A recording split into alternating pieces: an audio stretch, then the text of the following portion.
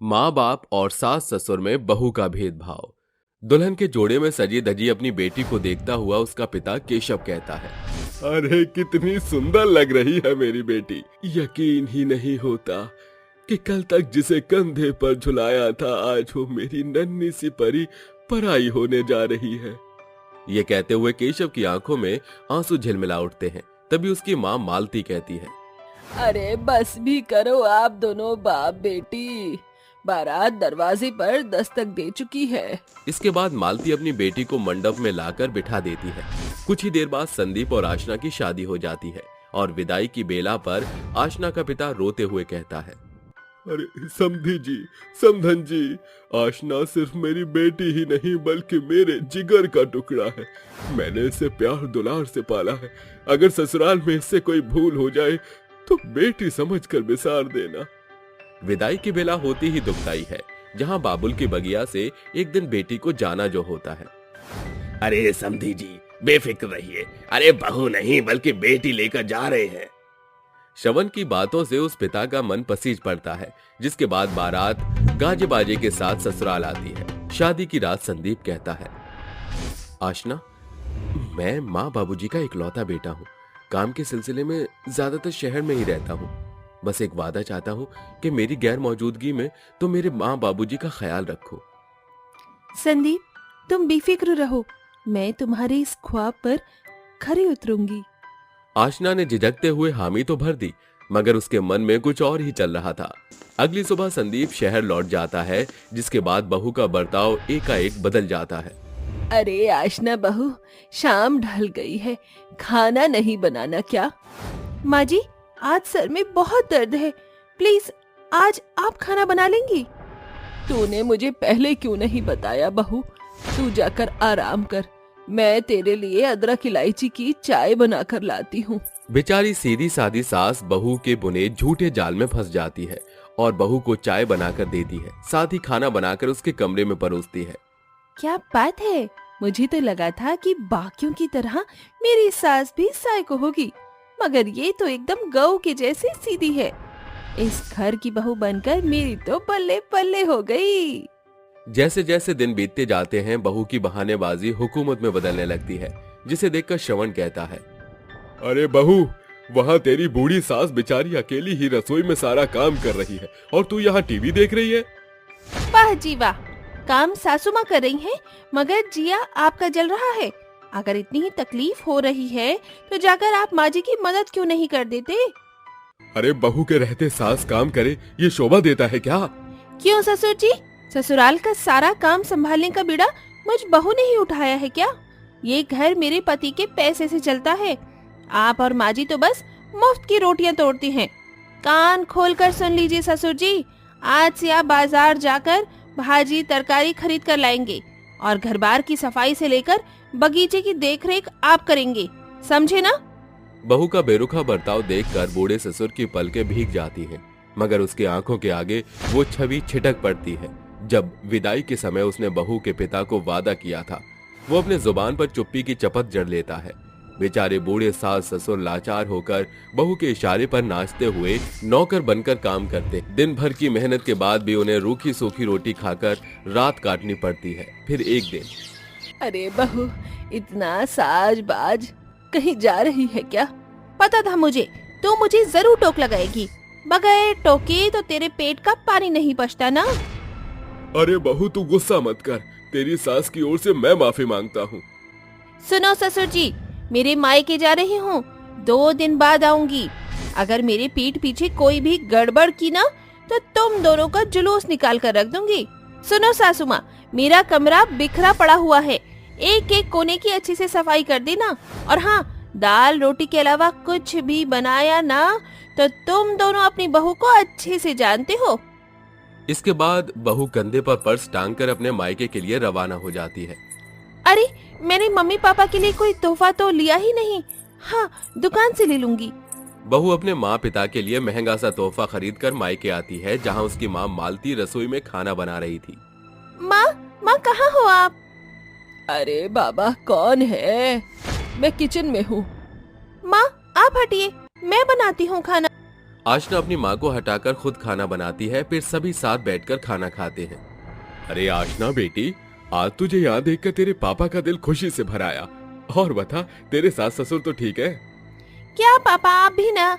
मैं यहाँ आप दोनों से मिलने आई हूँ और आपकी सुई मेरे सास ससुर पर टिकी हुई है। चलो खाकर बताओ आपकी बेटी ने कैसा खाना बनाया है। शातिर बहू बड़ी ही सफाई के साथ अपने सास ससुर की बात को बदल देती है और देर तक अपने माता पिता के साथ बैठी हंसी ठिठोली करती है। वो कभी उन्हें डिनर पर ले जाती तो कभी महंगे शॉपिंग कराती। माँ पापा, यहाँ 2 दिन कैसे बीत गए पता ही नहीं चला। अच्छा मैं चलती हूँ। इसके बाद बहू अपने मायके से ससुराल चली आती है और अपने ससुर को टीवी के आगे बैठा देखकर झुंझलाकर टीवी बंद कर देती है। अरे बहू, तू आ गई? क्यों नहीं आना चाहिए था क्या मुझे? मैं मायके अपने मम्मी पापा से मिलने क्या गई? मेरे सास ससुर खुले सांड की तरह टीवी के आगे बैठे बिजली बिल फूक रहे हैं। अरे ओ बुढ़िया, खड़ी क्या है? जाकर मेरे लिए मलाई मारकर बढ़िया सी चाय बना कर ला। ठीक है बहू। ऐसे ही दिन बीतते हैं, जिसके साथ बहू का भेदभाव बढ़ता ही चला जाता है। जहां बहू अपने सास ससुर की सिधाई का फायदा उठाकर उन पर शासन चलाती है, वहीं अपने माता पिता का हर एक पल खास बनाने के लिए बेझिझक पैसे खर्च करती है। मगर कहते हैं ना, सच चाहे कितना भी क्यों न छुपाओ, वो दिन सामने आ ही जाता है। हर बार की तरह इस बार जब बहू मायके गई तो उसके पीठ पीछे पति घर आता है। अरे ये क्या, माँ बाबूजी बहू के होते आप दोनों क्यों काम कर रहे हैं? क्या बात है? अपने बूढ़े माता पिता की आंखों में ठहरे आंसू और जुबान से निकलता सच सुनकर संदीप का भरोसा टूटकर बिखर जाता है और वो बौखलाकर बहू के मायके पहुंचता है। डैडी, आप अभी तक रेडी नहीं हुए? मूवी मिस हो जाएगी तो मजाक किरकिरा हो जाएगा। अरे आ गया बेटी। काश कि तेरे सास ससुर भी साथ होते। ओ पापा, अरे आपको अपनी बेटी की खुशी खलती है क्या? किसका नाम ले लिया? ये तू कैसी बात कर रही है बेटी? वो तेरे अपने हैं। केशव ऐसा बोल ही रहा होता है कि संदीप वहां आकर कहता है, आशना ने कभी उन्हें अपना समझा ही नहीं ससुर जी। संदीप, तुम यहाँ? क्यों आशना, मैंने तुम पर भरोसा करके अपने माँ बाबूजी की जिम्मेदारी दी थी और तुमने अपने सास ससुर और माता पिता में भेदभाव करके जता दिया कि वाकई बहू कभी बेटी नहीं बन सकती। अरे दामाद जी, आप ऐसा क्यों बोल रहे हैं? संदीप आशना के पिता केशव को सारा वाकया बताता है, जिसे सुनकर केशव बोलता है, अरे ये तूने क्या कर दिया आशना? अपने सास ससुर पर जुल्म ढाते तुझे अपने माँ पिता का ख्याल नहीं आया? अरे तुझे क्या लगा कि वो तेरे डर के दहशत के कारण तेरे जुल्म को सह रहे थे? नहीं, बल्कि तेरे ससुर उस वादे के कारण तेरी जातियों को सह रहे थे जो उन्होंने तेरे पिता से किया था। मुझे इस बात का दुख है कि तू एक बेहतर बेटी तो बनी, मगर एक बहू का फर्ज निभाने में चूक गई। अपने पिता की बातों से बहू के मन में घुले भेदभाव की भटक मिट जाती है। उसकी आंखों में बहते आंसू उसके पछतावे का पुख्ता सबूत दे रहे थे। वो भागते हुए अपने ससुराल जाती है। सासू माँ, ससुर जी मुझे माफ कर दीजिए। अरे जिनकी मुझे पूजा करनी थी उन्हें मैंने नौकर बनाकर रख दिया। मैं भूल गई कि ये घर बार आपके हक में था। आप चाहते तो एक ही झटके में मुझको बाहर का रास्ता दिखा देते, मगर आप दोनों मेरी बेरुखी बर्दाश्त करते रहे। क्यों? क्योंकि बहू रिश्ते कच्चे धागों की वो डोर है जिसे टूटकर बिखरने में वक्त नहीं लगता। इसीलिए किसी एक को झुकना ही पड़ता है। इसीलिए हम झुक गए। माँ जी, मैं वादा करती हूँ आज से ये बहू बेटी बनकर रहेगी। कड़वा कथन है, मगर झूठ और स्वार्थी की बुनियाद पर खड़ी गई खुशियों का आशियाना चाहे कितना भी खूबसूरत क्यों ना हो, एक न एक दिन ढह ही जाता है। बहुत दिमाग सठिया गया है ना आप दोनों का। सारी अकल आज मैं ठिकाने ही लगा दूंगी। जब 2-4 डंडे बदन पे पड़ेंगे तभी आप लोग समझेंगे। अरे बहू, ये तुम क्या कर रही हो? हम तुम्हारे माता पिता के समान हैं। ऐसा व्यवहार तो मत करो। अरे बहू, थोड़ी तो शर्म या रहम खा हम पर। हम बूढ़ों को सता रही है। हमने तेरा क्या बिगाड़ा है? सच बताऊं तो आपने मेरी नाक में दम कर रखा है। ऐसा कहते ही वो एक बंद कमरे में अपने सास ससुर को डंडों से मारने लगती है, जिसके बाद वो दर्द से तड़पते हुए रोकने की कोशिश करते हैं, लेकिन काव्या नहीं रुकती। आखिर एक बहू अपने बूढ़े सास ससुर को बंद कमरे में क्यों मार रही थी? इस दृश्य का पूरा सच क्या था, ये जानने के लिए हमें कुछ समय पीछे जाना होगा, जहां मोहित अपने माता पिता उषा और कमलेश के साथ दिल्ली जैसे शहर में रहता था। मोहित मल्टीनेशनल कंपनी में नौकरी करता था। तभी एक रोज उसके ऑफिस में काव्या नाम की पढ़ी लिखी लड़की आती है जो उसकी टीम पार्टनर थी। उसे देखकर अपने दिल पर हाथ रखकर वो कहता है, हाय, ये लड़की तो सच में बहुत खूबसूरत है। लगता है मुझे लव एट फर्स्ट साइट हो गया है। दिल दिया गल्ला करांगे नाल नाल बेके, अख नालक तू मिला के, दिल दिया गल्ला। तभी मोहित काव्या से बातचीत कर उससे शादी कर लेता है। ऐसे ही 2 दिन बाद सास उषा अपनी बहू काव्या से कहती है, काव्या बहू, आज तूने कुछ चाय नाश्ता नहीं बनाया। मैंने कहा था ना तुझे तीसरे दिन से तू बनाएगी। मैं क्यों बनाऊं? आपकी बात कोई पत्थर की लकीर है जिससे मैं मान लूं? मेरी अभी अभी शादी हुई है और आप मुझे घर के काम में उलझा रही हैं। ये नहीं कि अपने बेटे के साथ थोड़ा वक्त बिताने दो। वो काम ही करता रहता ऑफिस में, हम साथ ही नहीं रह पाते थे। बहू, तो कौन सा मैंने तुम दोनों को अलग कर दिया? सुबह का नाश्ता नहीं बनाएगी? देखिए माँ जी, मैं नौकरानी की तरह खाना बनाने या झाड़ू बर्तन साफ करने नहीं आई हूँ। बहू, भला मैंने तुझे ऐसा भी क्या कह दिया? आखिर शादी के बाद ये घरेलू काम तो हर बहू करती है। आप ऐसे नहीं मानेंगी। मुझे मोहित को ही बुलाना होगा। मोहित, मोहित, जल्दी आइए। देखिए ना माँ जी मुझसे किस तरीके से बात कर रही हैं। तभी चीख चीख कर काव्या मोहित को बुला लेती है, जिसकी आवाज सुनकर ससुर कमलेश भी आ जाता है। अरे क्या हुआ बहू? क्या हुआ काव्या, तुम सुबह सुबह रो क्यों रही हो? देखिए ना, मैंने माँ जी को बोला है कि मैं आपके साथ घूमने जाऊंगी, फिर भी कह रही है कि नहीं तू कहीं नहीं जाएगी। घर का काम कौन करेगा? घरेलू काम होते हैं, काम कर, काम कर। मैंने बोला ना माँ जी, आज मैं काम नहीं कर सकती। अरे नहीं नहीं बहू, तू झूठ क्यों बोल रही है? मैंने कहा बस नाश्ता बना दे। माँ, उसे कहना बंद करो। आगे से उस पर दबाव डालने की कोशिश मत कीजिएगा, मुझे नहीं पसंद। अब हम जा रहे हैं, चलो काव्या। और रही बात काम की, तो बाद में वही करेगी, कुछ दिन आप कर लीजिए। इस तरह दोनों सुबह सुबह बाहर घूमने चले जाते हैं। तो वहीं उषा खाना बनाकर रमेश को खिलाती है। शाम को रमेश उषा को ढूंढता हुआ रसोई में आकर कहता है, अरे उषा, तुम खाना क्यों बना रही हो? तुमने और मैंने तो खा ही लिया है। अजी दोनों बच्चे भूखे आएंगे तो उनके लिए ही खाना बना रही हूँ मैं। अच्छा, अब आराम कर लो। तुम सुबह से काम कर रही हो, सफाई भी तुम ही ने करी है। बहू के आने का तो कोई सहारा ही नहीं रहा। आखिर तुम कब तक ऐसे काम करती रहोगी? कोई बात नहीं जी, आराम तो सोकर भी कर लूंगी। देर रात दोनों घर वापस लौटते हैं, जहां दरवाजे पर दोनों की नजरें टिकी थी। तभी सामने देखकर मोहित कहता है, अरे आप दोनों यहाँ क्यों बैठे हैं? सोई क्यों नहीं अभी तक?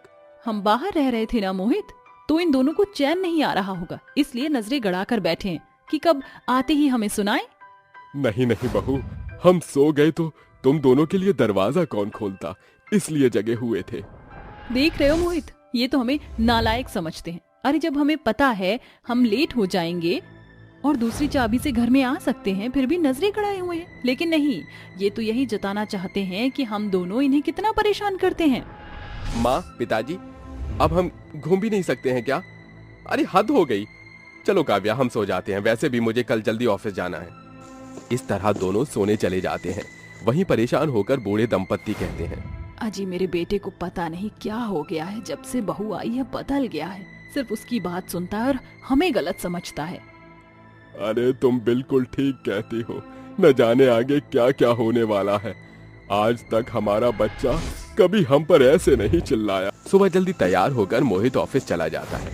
वहीं आंखें बड़ी बड़ी करके झाड़ू और पोछा अपने सास ससुर को थमाकर काव्या कहती है, ओ मेरे पिया की बूढ़ी माँ बाप, बहुत आराम फरमा लिया, अब चलो काम करो। माँ जी झाड़ू लगाइए और ससुर जी आप घर को चमका दीजिए दोनों मिलकर। बहू तूने मुझसे कहा, समझ आता है, अपने ससुर जी से भी ऐसे बात कर रही है। लाज और शर्म भूल कर आई है क्या? आपकी हिम्मत कैसे हुई मुझे ऐसा बोलने की? और मेरी लाज शर्म तो टमाटर लेने गए। अगर मेरे खिलाफ आपने मोहित से कुछ भी कहा तो अंजाम बहुत बुरा होगा।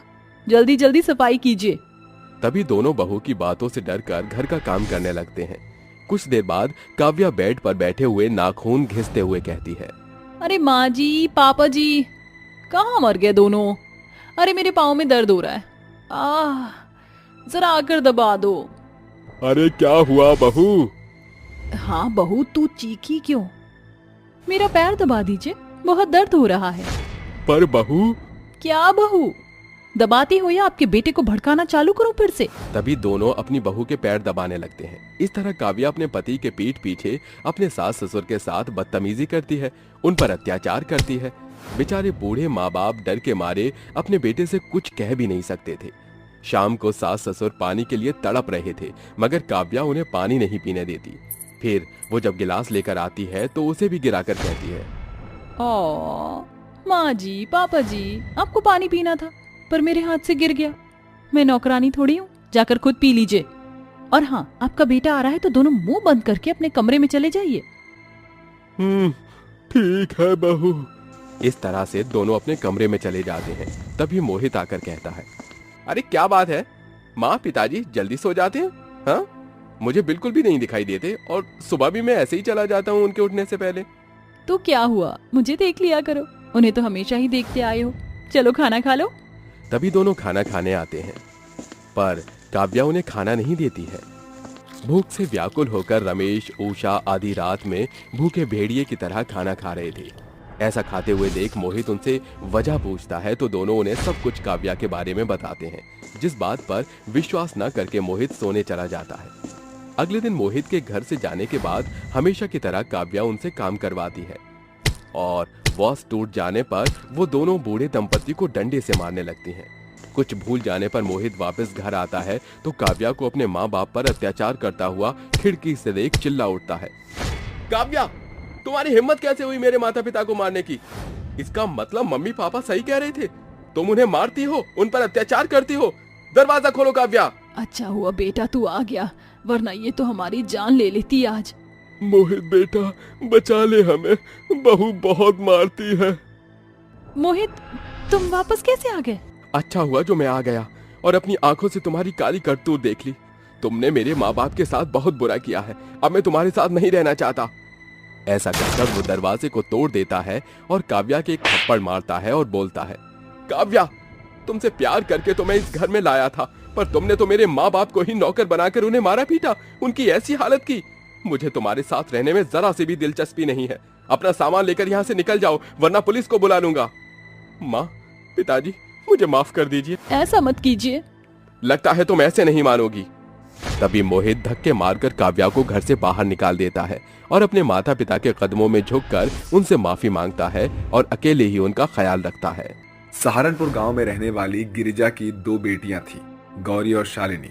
गौरी का रंग सांवला और शालिनी का रंग बेहद गोरा था। कुछ दिनों पहले उनकी दर्जी माँ की मौत हो गई थी।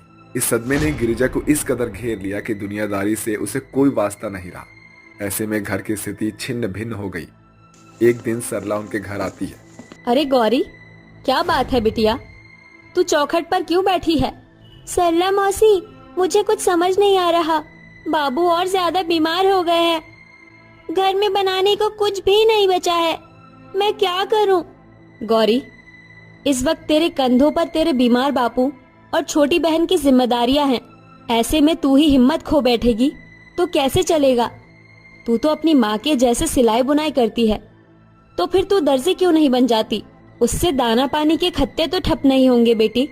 सरला की दी हुई सूझबूझ के बाद से गौरी अपने स्वर्गवासी माँ की सिलाई मशीन पर कपड़े सिलना शुरू कर देती है। कपड़ों की बेहतरीन सिलाई बुनाई देखकर उसी से सभी लोग कपड़े सिलवाते, मगर गौरी को उसके मेहनत के बराबर मोल नहीं मिलता। दिन रात आंखें फोड़कर मेहनत करने के बावजूद भी सिलाई में अच्छा मुनाफा नहीं मिल रहा। घर का दाना पानी और बाबू के दवा दारू तक का भी खर्चा नहीं निकल पा रहा।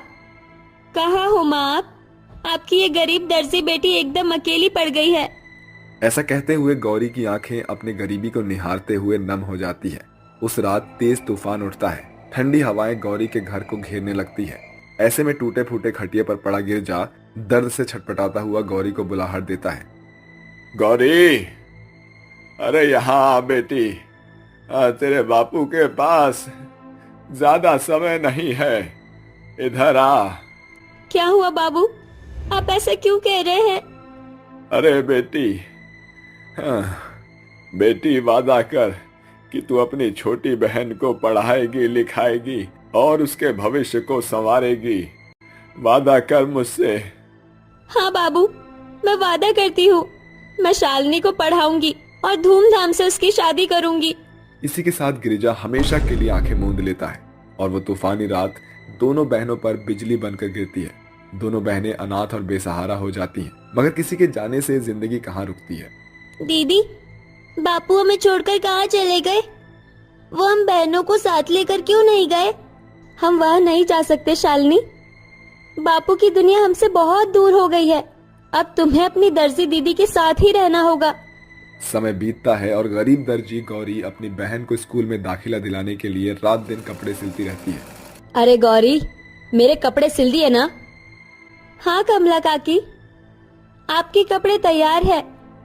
ये ले फिर 200 रुपए। कमला काकी, पैसे कम है, 4 ब्लाउज सिलने के 400 रुपए हो गए। कमला बेहद ही कंजूस थी। वो गौरी से कपड़े तो सिलवाती, मगर जब बात पैसे देने की आती तो वो अक्सर सिलाई बुनाई में नुस्ख निकालकर गौरी को कम पैसे देकर अपना पल्ला झाड़ लेती।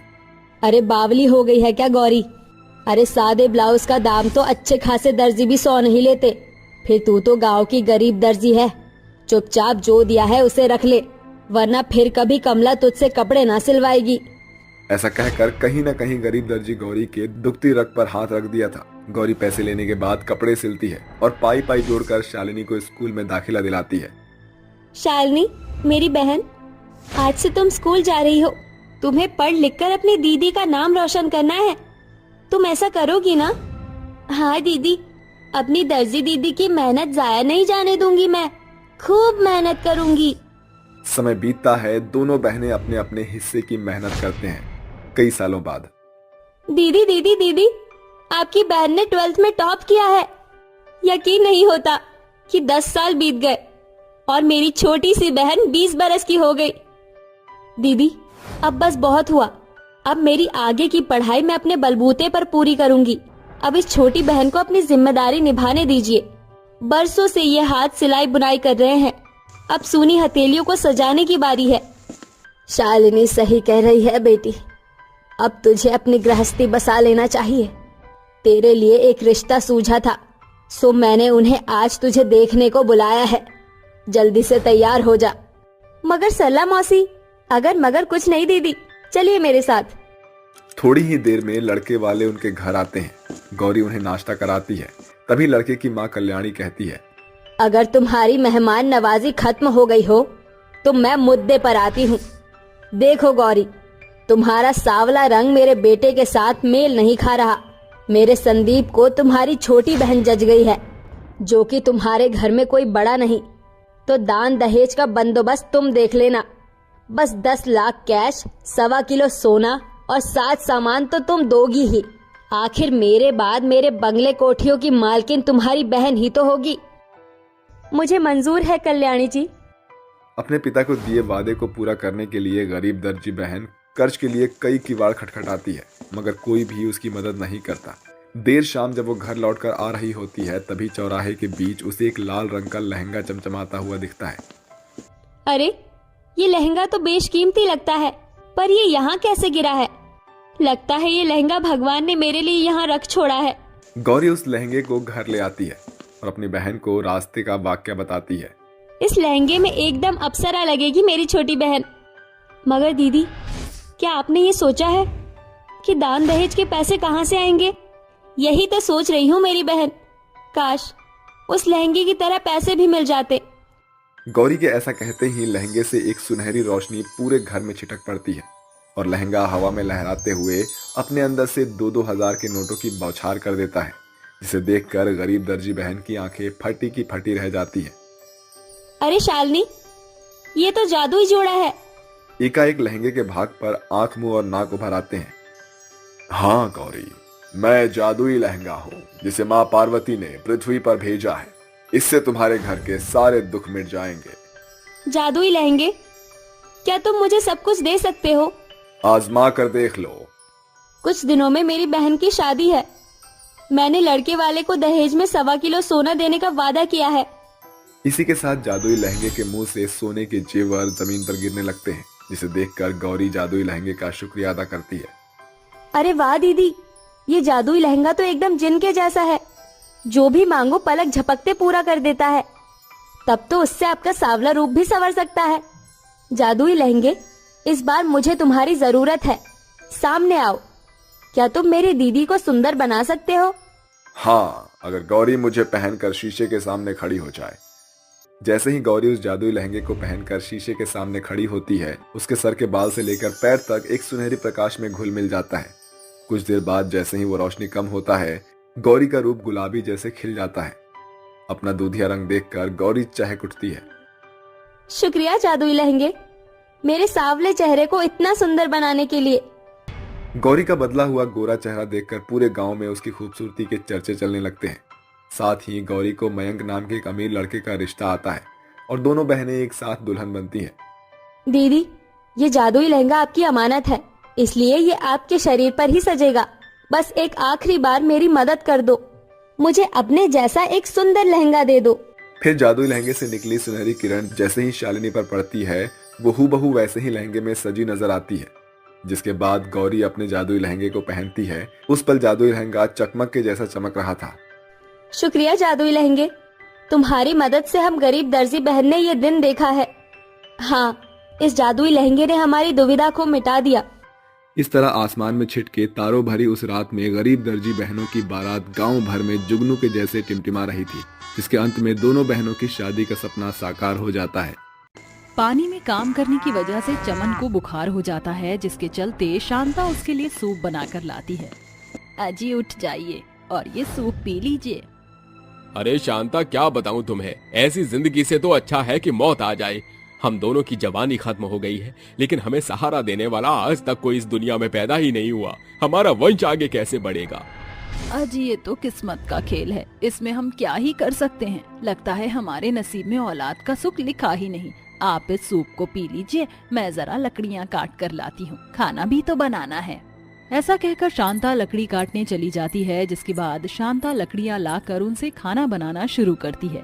ऐसे ही वह दोनों अपना गुजारा कर ही रहे होते हैं, लेकिन संतान न होने की वजह से वह दोनों ही बहुत ज्यादा परेशान थे। एक दिन चमन और शांता दोनों मंदिर से पूजा करके वापस अपने घर की तरफ लौट रहे होते हैं। जैसे ही वह जंगल के पास से गुजरना शुरू करते हैं, उन्हें 3 लड़कियों के चिल्लाने की आवाज आती है।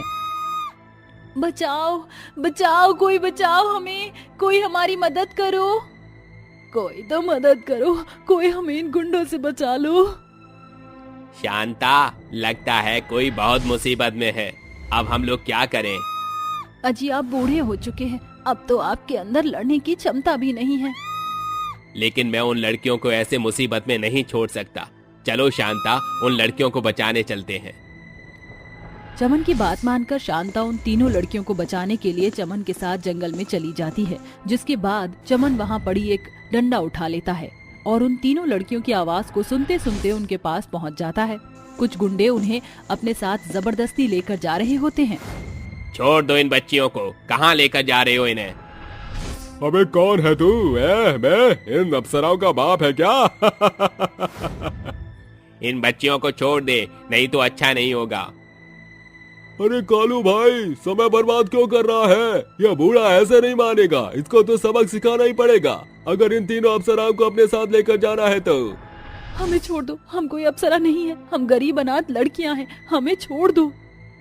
भूपेश और कालू दोनों चमन को मारने के लिए उसके पास जाते हैं, लेकिन चमन अपनी जान की परवाह किए बिना उन दोनों से लड़ता है और उन्हें डंडे से मारता है। देखते ही देखते चमन मार मार के उनका बुरा हाल कर देता है, जिसके बाद वो वहाँ से भाग जाते हैं। हमारी मदद करने के लिए आपका बहुत शुक्रिया। बाबा, इस शहर में किसी ने भी हमारी मदद नहीं की, क्योंकि हम गरीब हैं। आपने हमारी मदद की, हम आपके आभारी हैं।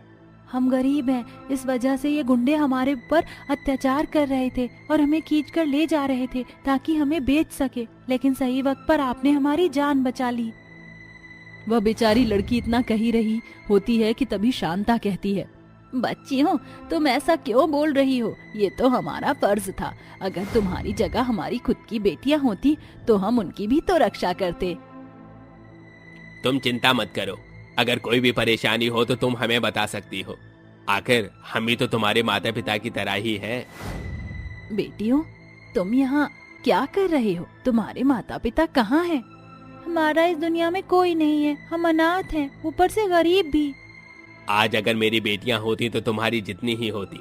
शांता, मुझे ये भगवान का इशारा ही लगता है। हमारी कोई संतान नहीं है, क्यों ना हम इन तीनों लड़कियों को अपनी बेटियां बना ले। इनका भी इस दुनिया में कोई नहीं है। आपने तो मेरे दिल की बात ही छीन ली। मैं इन तीनों को अपनी बेटियां बनाने के लिए तैयार हूँ। चमन और शांता दोनों उन तीनों को अपने घर ले जाते हैं, जिसके बाद चमन और शांता उन तीनों को अपनी बेटी की तरह समझने लगते हैं। उनके लिए नए नए कपड़े भी लेकर आते हैं। उनका इतना अच्छा बर्ताव देखकर वह तीनों बहुत खुश होती हैं। इन्होंने हमारी इतनी मदद की, अब हमारा भी फर्ज बनता है कि हम इनकी मदद करें। पता नहीं क्यों इन्हें कोई संतान नहीं मिली। अगर इन्हें कोई संतान मिली होती तो यह उसकी परवरिश बहुत अच्छे से करते। चलो तो फिर देर किस बात की है, दिखाते हैं अब अपना कमाल। देखते ही देखते वह तीनों लड़कियां अचानक से अप्सरा बन जाती हैं। उनके काले लंबे लंबे बाल और उनका गरीब वाला चेहरा अचानक से सुंदर और खूबसूरत बन जाता है। उनके कपड़े एकदम साफ सुथरे और चमकदार हो जाते हैं। खुद एक गरीब होने के बाद भी उन्होंने हमारी मदद की। अब हम इनकी गरीबी हमेशा के लिए मिटा देंगे। मिनी अपने खूबसूरत हाथों से अपना जादू दिखाती है, जिसके चलते पूरा घर खूबसूरत बन जाता है। इनके घर में तो खाना भी नहीं बचा, पूरी रसोई खाली है। रिया अपने खूबसूरत हाथों से रसोई में जादू करती है, जिसके चलते पूरी रसोई खूबसूरत बन जाती है और उसके अंदर खाने का सारा सामान आ जाता है। वहीं दूसरी तरफ रसोई के अंदर अपने आप पूरी सब्जी बननी भी शुरू हो जाती है। हम तो गरीब होने का नाटक कर रहे थे, लेकिन ये तो सच में बहुत गरीब है। इनके पास तो खुद के खर्चे चलाने के लिए भी पैसे नहीं है। शाइना अपने जादुई हाथों का कमाल दिखाकर वहाँ खूब सारे सोने के गहने, हीरे और ढेर सारे पैसे प्रकट कर देती है। आज के बाद इन्हें कभी भी पैसों की परेशानी नहीं होगी। तीनों अप्सरा मिलकर अपना जादू दिखा देती हैं। तभी वहाँ शांता और चमन आ जाते हैं और अपने घर को देखते ही हैरान रह जाते हैं। कहीं मैं किसी और के घर में तो नहीं आ गया हूँ? घर तो हमारा ही है, लेकिन ये तो हीरो की तरह चमक रहा है। और जरा यहाँ देखो, कितना सारा सोना, पैसा और हीरे रखे हैं। तभी उन दोनों की नजर तीनों अप्सराओं के ऊपर पड़ती है। आप तीनों कौन हो और हमारे घर में क्या कर रही हो? ये तीनों तो किसी अप्सरा से कम नहीं लग रही हैं। ये सब हमने तुम्हारे लिए किया है, क्योंकि तुम बहुत अच्छे लोग हो। बचपन में हम तीनों अप्सराओं के माता पिता गुजर गए थे और जब आप लोग हमें मिले तो आप लोगों ने हमें माँ और पिता का प्यार दिया, इसलिए हमने बेटी होने का फर्ज निभाया है। आज से हम तीनों अप्सरा आपकी बेटियां हैं। हम आपको कभी अकेला नहीं छोड़ेंगे और हमेशा आपका ध्यान रखेंगे। ऊपर वाला जब भी देता है छप्पर फाड़ कर ही देता है। कहाँ तो हमारी एक संतान नहीं थी और आज हमें भगवान ने 3 बेटियां दी हैं। शांता, ये तो ऊपर वाले के चमत्कार हैं, लेकिन देखो आज हमें 3 बेटियां मिली है और वो भी अप्सराएं। उस दिन के बाद से शांता और चमन को कभी कोई परेशानी होती तो उनकी तीनों जादुई अप्सरा बेटियां उन दोनों का ख्याल रखती और उन्हें कभी किसी चीज की कमी नहीं होने देती। एक दिन अचानक से चमन की बहुत ज्यादा तबीयत खराब हो जाती है, जिसके बाद तीनों अप्सराएं मिलकर अपनी जादुई शक्तियों का इस्तेमाल करती हैं और चमन को ठीक करती हैं। चिंता मत कीजिए पिताजी, हमारे होते हुए आपको कुछ नहीं हो सकता। पहले एक माता पिता हमें छोड़कर जा चुके हैं, आपको इतनी आसानी से नहीं जाने देंगे। हम अपनी दिव्य शक्तियों से आपको बिल्कुल ठीक कर देंगे। देखते ही देखते वह तीनों अपनी शक्तियों से चमन को बिल्कुल ठीक कर देती हैं, जिसके बाद चमन पहले की तरह तरोताजा तंदुरुस्त हो जाता है।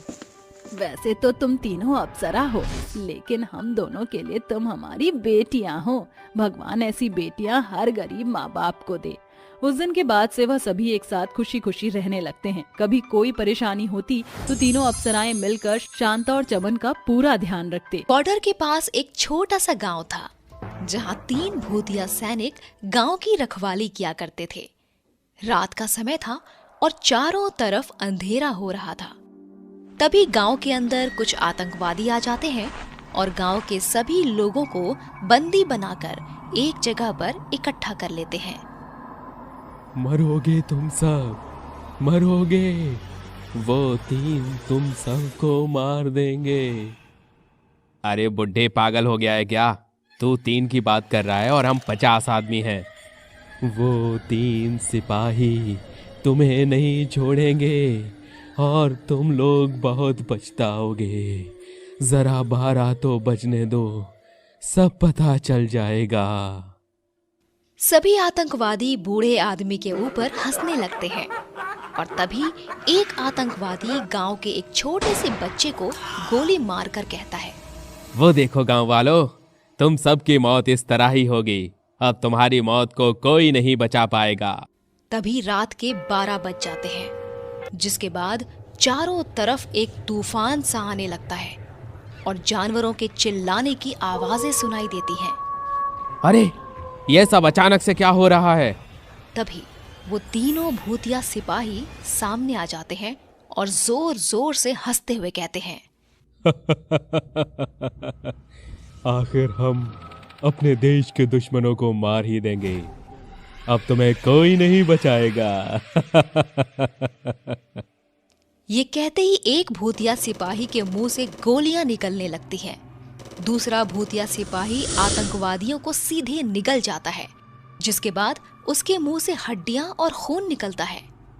वहीं तीसरा सिपाही भयानक पक्षी जैसे चील को अपने मुंह से निकालता है, जिसके बाद वो चील आतंकवादियों को मारने लगती है।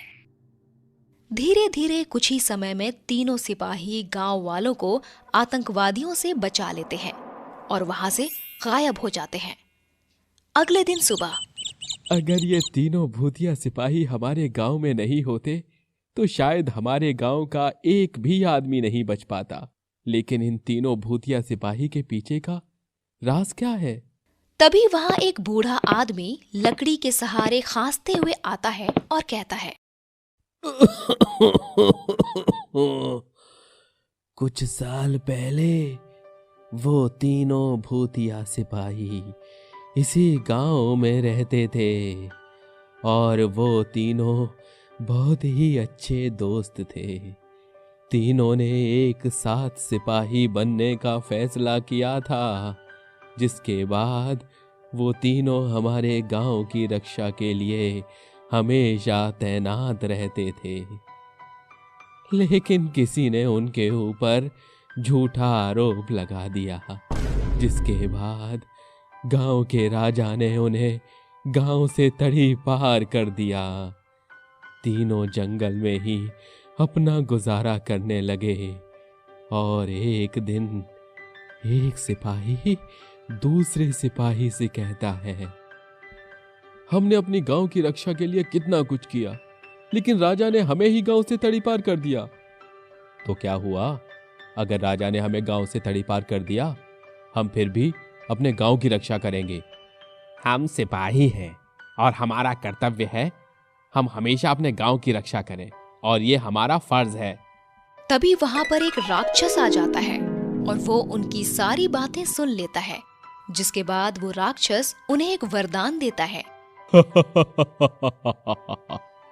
तुम तीनों को मैं एक वरदान देता हूँ, मरने के बाद भी तुम तीनों सिपाही ही बनकर रहोगे और इस गांव की रक्षा करोगे और बदले में जितने भी लोगों को तुम मारोगे वे लोग मेरा भोजन बनेंगे।